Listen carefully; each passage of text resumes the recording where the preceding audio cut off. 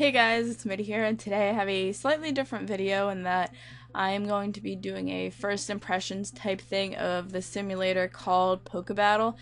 It's been going around, so some of you may have heard it or may have seen it or whatnot, but I got a beta invite last night and I decided to do a first impression type thing because I've heard a lot about it. I've heard about their simulating and I've heard about their value system, which I thought was really interesting. It's a different concept. It does not follow Smogon standards, so it's not like another what do you call it, Pokemon Showdown, for instance. It's not another one of those. It follows a completely different point value system and a different, I guess, ban list, so to speak. So if you do not know what Poke Battle is, it follows Poke Battle value, I think that's what they called them. Yeah, Poke Battle value, and each Pokemon is assigned a different Poke Battle value. I feel like I'm gonna mess that up a lot. So it is a brand new system of tiering that is designed to promote creativity and diversity in the metagame. Instead of focusing solely on banning specific Pokemon from play, we will be assigning a point PBV to each Pokemon and enforce a PBV cap on your team. So in other words, if you wanted to use a Pokemon with a high Poke Battle value, you'll have to balance it out by using weaker Pokemon with lower Poke value. Ugh. This is gonna be PBV. That's all I need to say. So they give each Pokemon they give each one a number, a value, and if you add them all up, it equals your team. Your team has a certain value, and then there's a cap that you need to stay under, so to speak. So besides the simulator, which I'm not going to jump into right away, if you want to go on the site, which you can do now, which is pokebattle.com, you can look through their whole FAQ, but you cannot sign up because their beta is closed. So like I said, if you follow them on Twitter and look out for the times in which they give beta invites, you can check it out. But apart from that, they do have a forum. They have a forum that is split up. This is the whole thread, or you can split it up into competitive, in which they have similar things that Smogon has, like low Poke value, I'm calling it Poke value, low Poke value threats, cheap and effective cores, cheap as in low value cores that you can use, and then it's basically similar stuff to what you would see on Smogon with cores, and then team building and that kind of stuff. Then there's a social aspect in which you can introduce yourself. There isn't a lot because, like I said, it is in beta. And then there is Poke value, whatever. It's basically where you can report. I can't speak today. Report if you have any complaints, any suggestions and whatnot, that's where you can forward them to if you are a part of the beta. And then another interesting feature that you can go to right here is the Pokedex, which you can also visit right now. It's pokebattle.com/dex, and then they give different types of Pokemon. For instance, these are the latest movesets that have been updated. Choice Specs, Noivern, or whatever. Let's say you wanted to, I'm sure they're still probably missing some Pokemon, but let's say you wanted to do Nidoking, because I love Nidoking, so we'll go Nidoking. You can search Nidoking, and then you can find it. It gives you its typing, it gives you its possible abilities, it gives you weights, let's see, it gives you all of its stats, max, minimum, all that stuff, and then it gives you the potential movesets that you may want to try out. For instance, there's Scarfed. Honestly, I've never used Scarfed. And then there's Life Orb, which is my personal favorite. I do love Life Orb with, for instance, Sludge Wave, Earth Power, Fire Blast, Ice Beam. And then they tell you what Pokemon that, for instance, on the bottom here, that you should watch out for, as in threats, and Pokemon that you could team up with to potentially counter those threats. So it does give you a lot of ideas in team building. If you are new to competitive battling in general, I could see how it could help out a lot of people.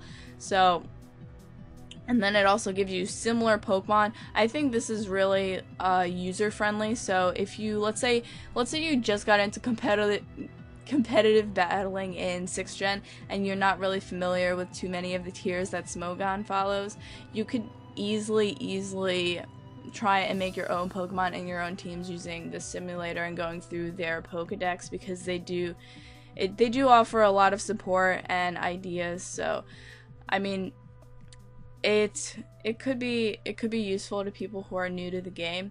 And if you obviously have played with Smogon for basically as long as I have, which was like 4th gen, then you don't exactly always need the I guess the information, the advice, but it does give you ideas in case you're not really sure where to go with team building, or what threats to look out for, or what threats that your team needs to cover. It does help you out in team building, regardless of what Pokemon you pick. And then they plan on implementing damage calculator, helpful. And then I don't think media works yet, but going into the simulator and the battle system that they implement, which I don't have a team yet because this is like first impressions, but they do have a chat. I'm gonna say hi to everyone. Oh my goodness, with happy faces. So it's like one chat and then you have everyone on the side, basically like if you were in any chat room in what do you call it, Pokemon Showdown. I keep messing up the names, but you get a battle list of battles that are currently going on, and then you have Team Builder, in which you can make different types of teams. You can import a team from, let's say someone made a Rate My Team on Smogon, and then they had the whole import. If you wanted to import it through text, there it is. And then you can also add a new team and then edit it, but we'll work on this.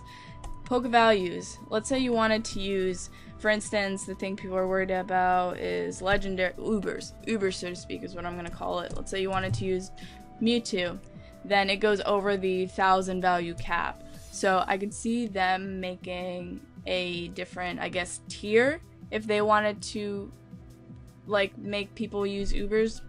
Well, Ubers, it doesn't exactly have a name, but I can see them increasing or decreasing the cap to enforce some kind of like tier, so to speak. So you can't use Mewtwo because it goes over the cap. However, things that would be considered Ubers right now, such as Lucario, regular Lucario caps at 155, which I believe is like average for an OU Pokemon.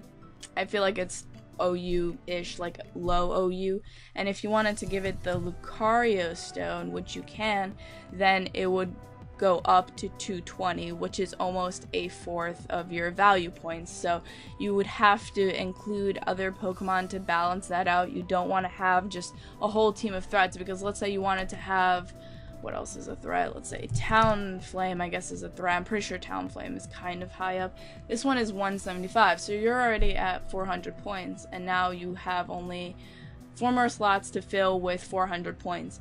So you don't have much room to work with. Let's say you wanted Rotom Wash, which is also considered overused, and that's also about 170. So I think 170 is about like OU considered, so that bumps our point value up to that. And then let's say we wanted to use, what else would go? Say, I don't want to say Venusaur. What else is overused? It's not coming to me right now, but let's say Conkeldurr. You're also overused technically. This one has 160. So far you're using a lot of threats here, but you are maxing out your point values. I don't think with 725 you'd be able to find too many more things in considerably the OU tier that would fit in. Let's say, what else? Maybe Ferrothorn. What is your value? Yours is 155, so it's actually fairly, it's like decent. Like the more threatening the Pokemon is, the higher its value, because they don't want you to make a whole team based on threats. So let's see if something like Latios is banned. No, it's not. However, it does have a very high point value of 200. So let's say you wanted to have this whole list of threats like I have right here, then you literally have 75 points to fill, which I don't think you can even fill that with a Pokemon in its evolved form, I really don't think you can. Let's say you had Charmeleon for reference, 85, even that does not fill it. So this is where you run into a problem. If you're going to create a whole team based on threats, this is where you run into a problem. Let's say you wanted to use Charizard, where are you? Charizard regularly 130. However, if you wanted to use Charizard Y, let's say we wanted to use Y, that automatically point value of 215, which almost is Lucario. So as you can see, you can't just base a whole team on threats. So let's say you wanted to use Milotic. It's considered probably OU right now. That only has a point value of 100. However, you're still over your limit. So we'll take out Lucario.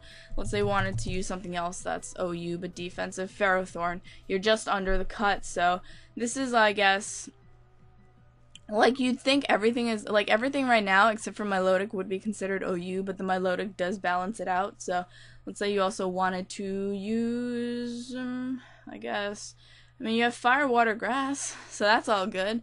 Let's say you want to take out Talonflame and put in Nidoking. Nidoking is a good Pokemon. We love Nidoking.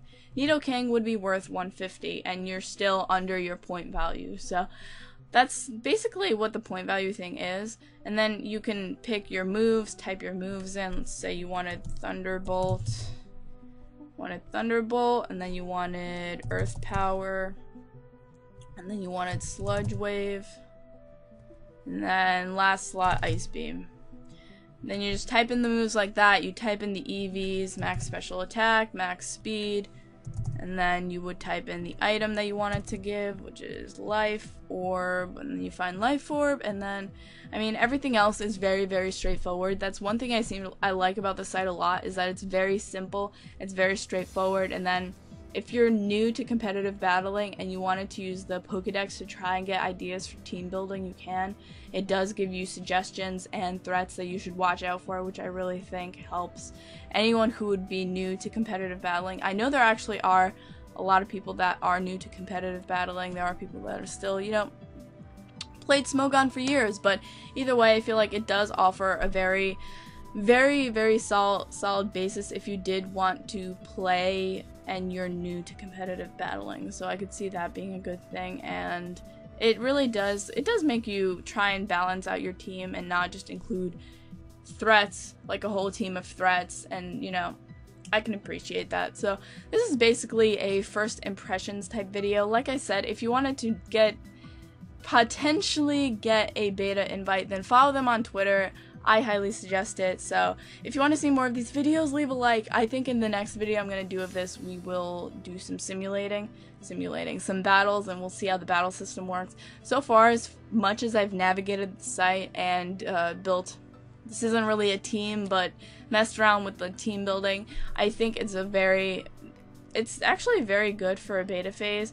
It doesn't seem to have too many bugs or problems. If I run into anything, obviously I'll point it out, but it's very simple, it's very clean, and it's very easy to navigate and understand. So I hope you guys enjoyed the video, and I will see you in the next one. I love you very much, and I upload Pokemon content every day, and I'll love you if you subscribe. That's all. So I love you very much, and have a wonderful day.